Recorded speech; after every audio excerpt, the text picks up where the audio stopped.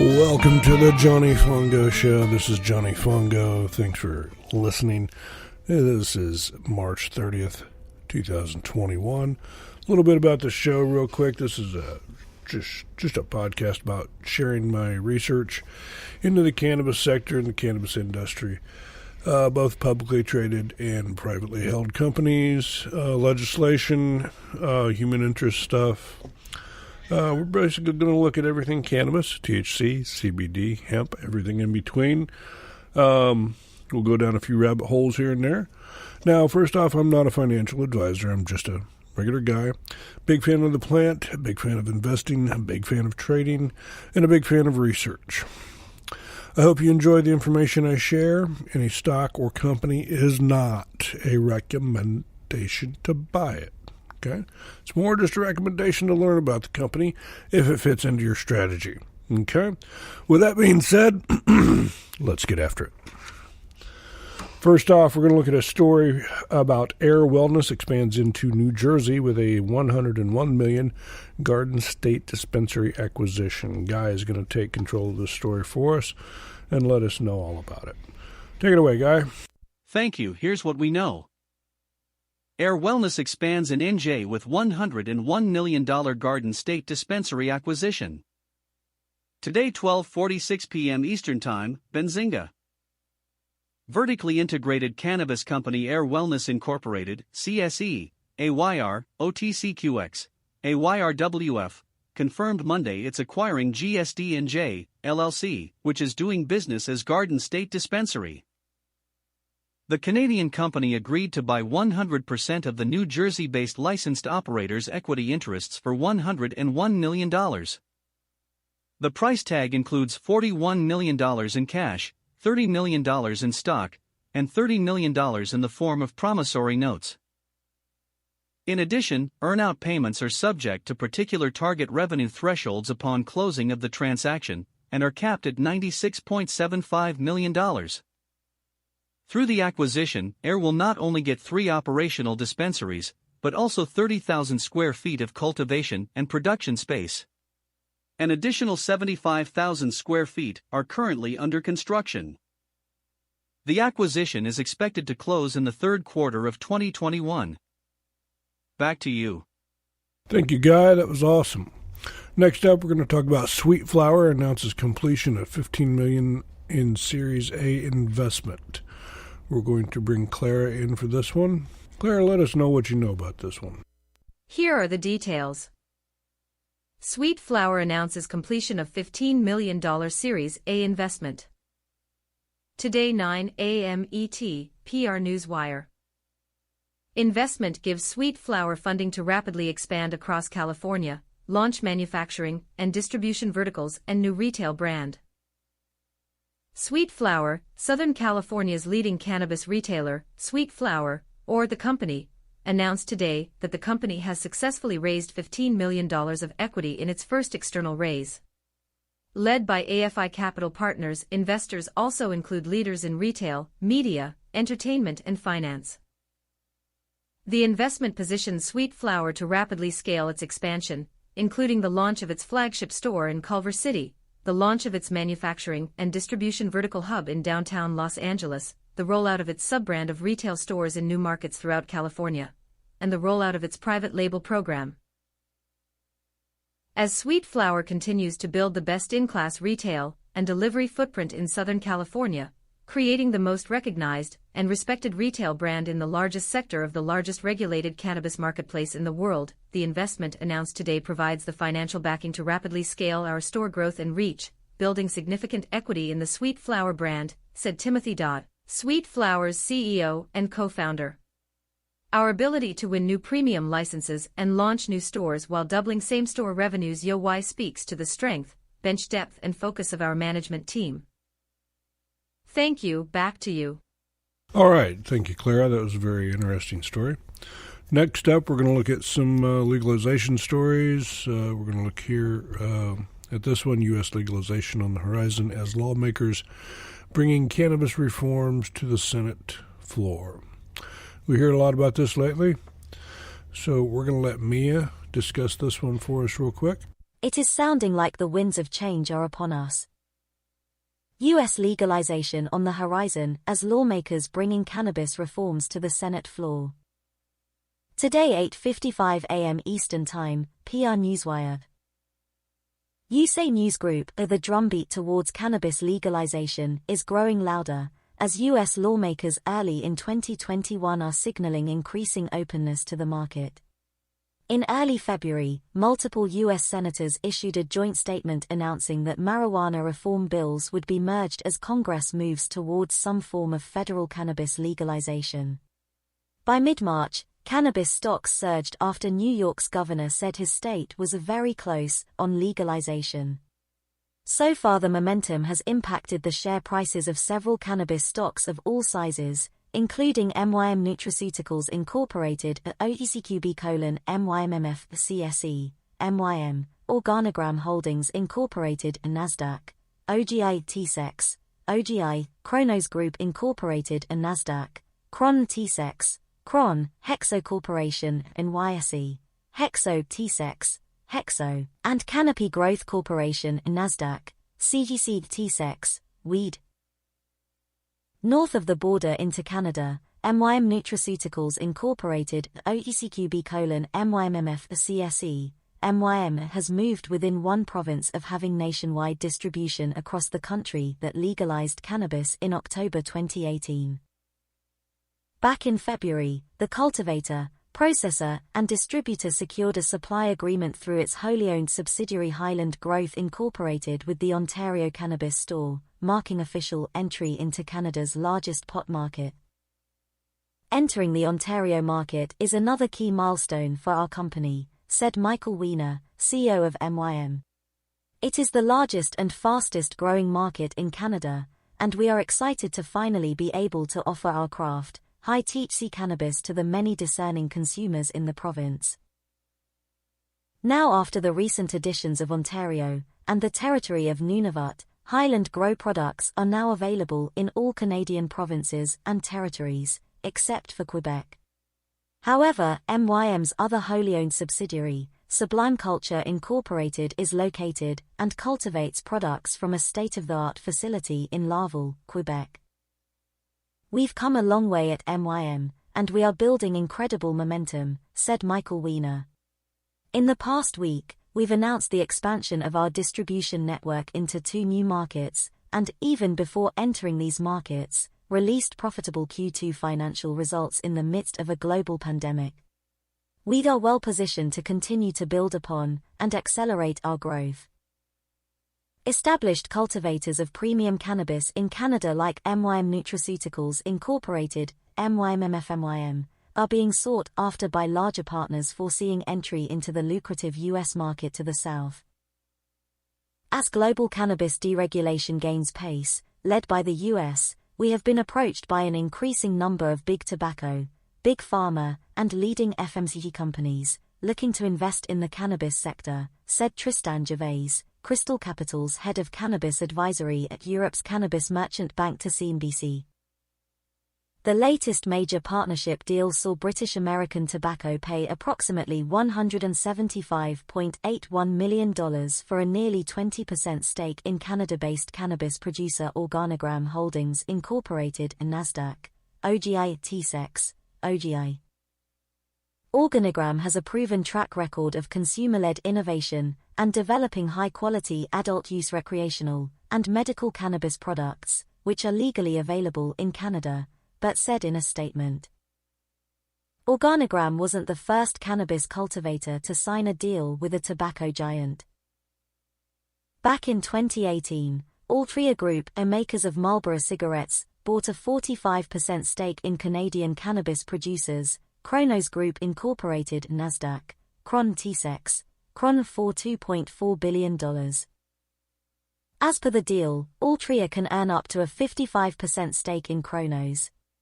More recently, Altria joined on with other major national corporations to launch a coalition with the purpose of influencing policy and to potentially shape the first federal cannabis regulations. Among the other corporations in the coalition were major beer bottlers Molson Coors and Constellation Brands, who signed partnership deals with Hexo Corporation, NYSE, Hexo TSEX, Hexo, and Canopy Growth Corporation, Nasdaq, CEC TSEX, Weed respectively, to produce CBD-infused beverages.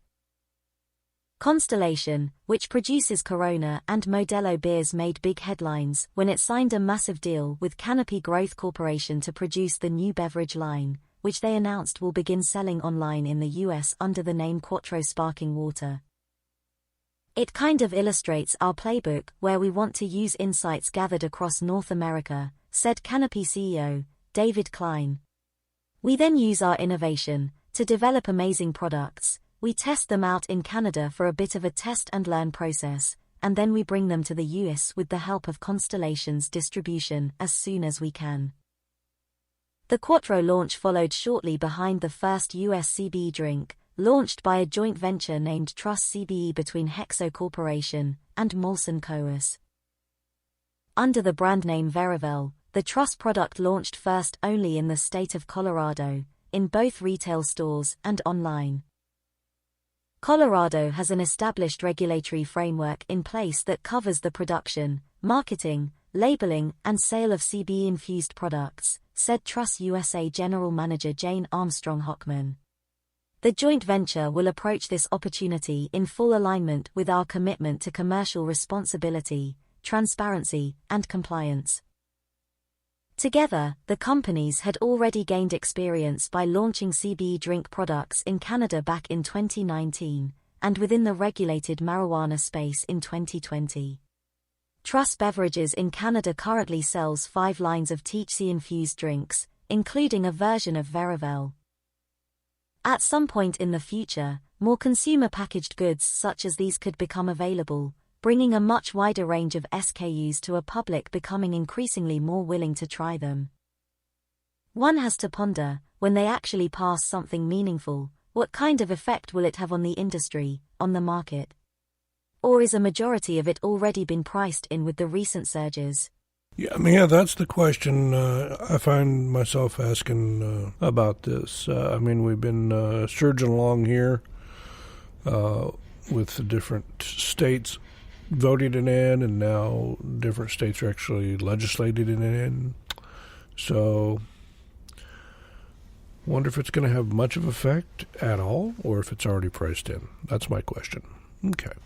Next up, MJ Arden Group completes its first shipment of recreational cannabis to the province of Alberta.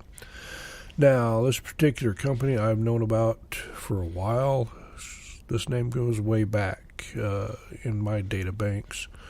I remember this one from probably 6-7 years ago. So, the ticker is MJAR. Looks like the only ticker I can see here is for the Canadian Stock Exchange. I don't see an OTC sticker. But we're going to bring in Aria to take a look at this story for us. Thank you. Jardin Group completes its first shipment of recreational cannabis to the province of Alberta. Today, 8 a.m. Eastern Time, Globe Newswire. Jardin Group Incorporated, CSE, MJAR, the company, or Jardin, a leader in premium cannabis production, today announced that it has made its first shipment of recreational cannabis to the province of Alberta.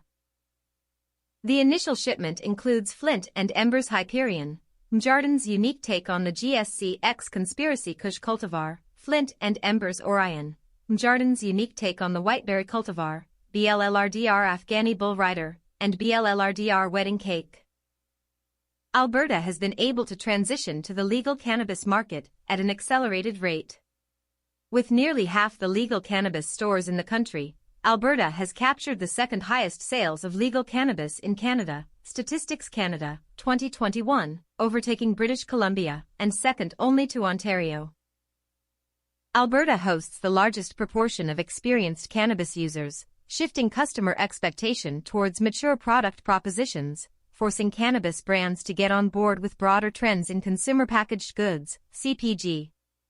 Certain trends, along with strategic innovation and portfolio optimization, have helped brands stand out in this evolving province. Mjardin's agile customer-centric strategy has built the framework for success in Alberta.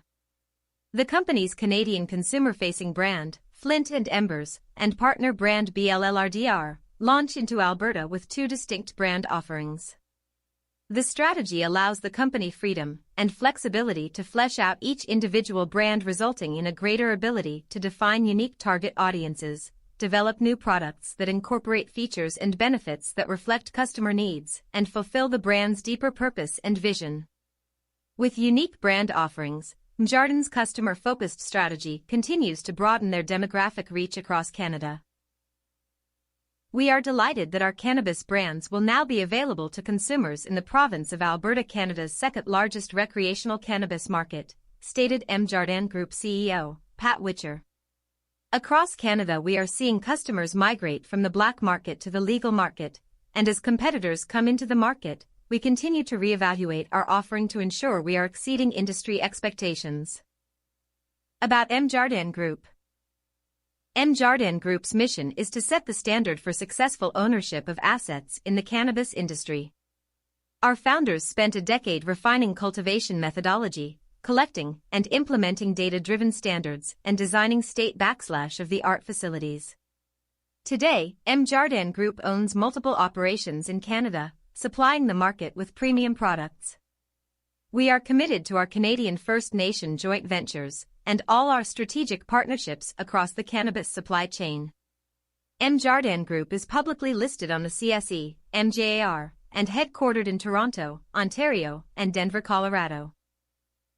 That's all I have on this one. Thank you very much. Next up, we're going to look at Minerco closes on domestic acquisition in Ann Arbor, Michigan. We're going to bring in Natasha for this one. Tell us what you know about this, Natasha. Thank you.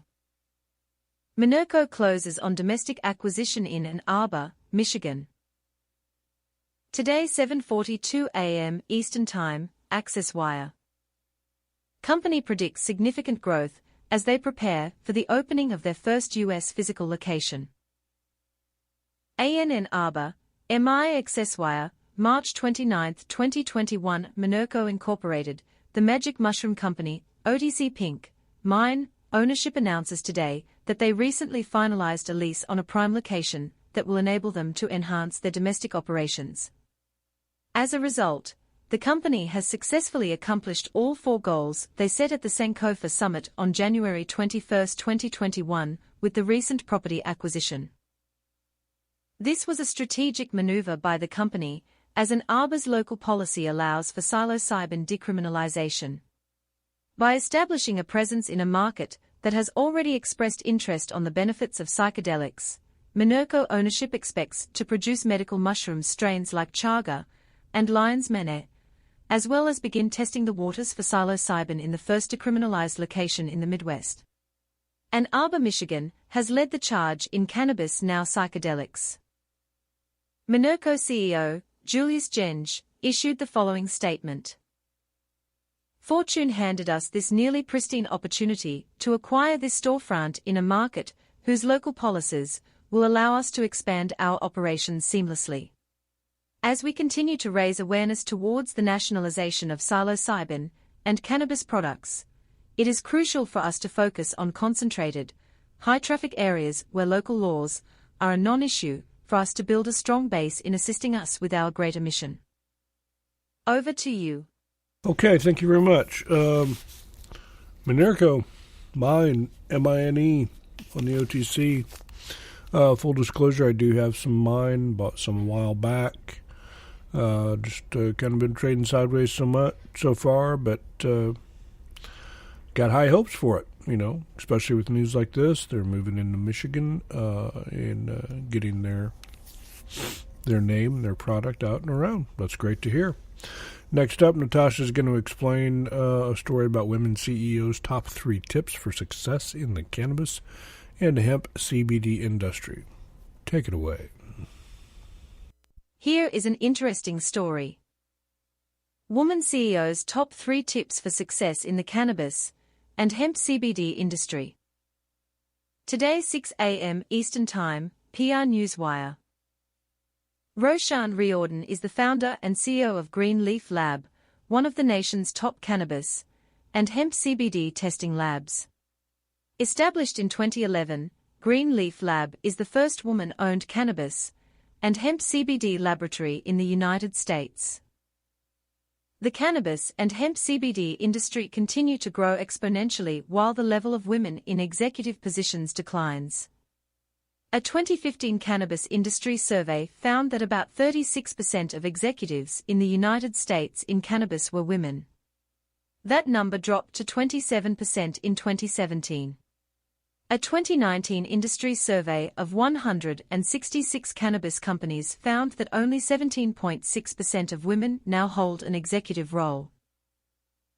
There are many hurdles to jump while navigating success in the cannabis and hemp CBD industry.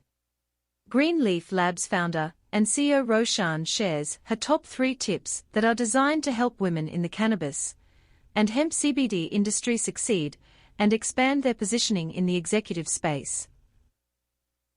Top 3 tips for women in the cannabis and hemp CBD industry. Be heard. As a woman, your comments and viewpoints may get pushed aside. Be prepared and concise with your point. If you are interrupted, politely interrupt back, compliment their expertise, and redirect back to your points. If a colleague claims your insights as their own, speak up and thank him for bringing up that point. Then follow up on a couple additional points that highlight your expertise in the subject. Build your network. Your network is your support system. They help find solutions to issues you are faced with. Do not limit your network to your gender. Establish mentors who have proven success. They give insight to support your growth. Build up your team with people who want to see you succeed. Your team helps accomplish your goals. Practice self-care. Self-care means something different to everyone. Find out what self-care means to you. Make the time and prioritize yourself. Habits are not built overnight. Be committed to your self-care with the same passion you give to your job. Regardless of what happened that day or the day before, stay committed to your self-care. Back to you. All right, thank you very much, Natasha. Last story here for today is Thrive Agritech releases a new 600-watt Pinnacle LED grow light. Being an old green thumb and still a green thumb, I find this story very interesting. And a gearhead. Love the new lights that they're coming out with nowadays. We're going to bring Guy in to finish this story up for us. Thank you. Thrive Agritech releases new 600W Pinnacle LED grow light. Today 3 a.m. Eastern Time, PR Newswire. Thrive Agritech Incorporated, a technology company and leader in LED horticulture lighting, announced today the market release of the new Pinnacle LED grow light. Energy-efficient LED technology allows the 600W Pinnacle light to effectively replace the best 1,000W double-ended high-pressure sodium lights commonly found in greenhouses and high-intensity indoor cannabis operations. The new light can achieve the most demanding requirements, having demonstrated canopy intensities exceeding 1,500 ppfd in indoor flower rooms. Pinnacle utilizes leading-edge LED chip technology that generates an ideal combination of power and efficiency with a spectrum optimized for plant health and crop yield. Thrive Agritech CEO Brian Bennett added, "We are truly excited about this announcement. Pinnacle makes it simple for our customers to replace their legacy lighting technology with state-of-the-art LED technology. And for customers designing a new facility, they will benefit from Pinnacle's ease of installation, low maintenance, high energy efficiency, and exceptional crop yields." As with all Thrive Agritech products, Pinnacle is IP66 waterproof, UL 8800 certified for safety, and comes with a standard 5-year warranty. About Thrive Agritech was founded at the Y Combinator Accelerator in Silicon Valley, with a mission to enhance sustainability for controlled environment agriculture. The company's energy-efficient lighting products have made significant reductions in the carbon footprint for the horticulture industry. All Thrive Agritech products have an optimized light spectrum, high reliability, and most importantly grow great plants. For more information, visit thriveagritech.com. That's all we have for today. Thank you, Guy. That was a great story. We're going to wrap it up for today. First, I want to thank everyone for listening. I appreciate you taking the time to check things out.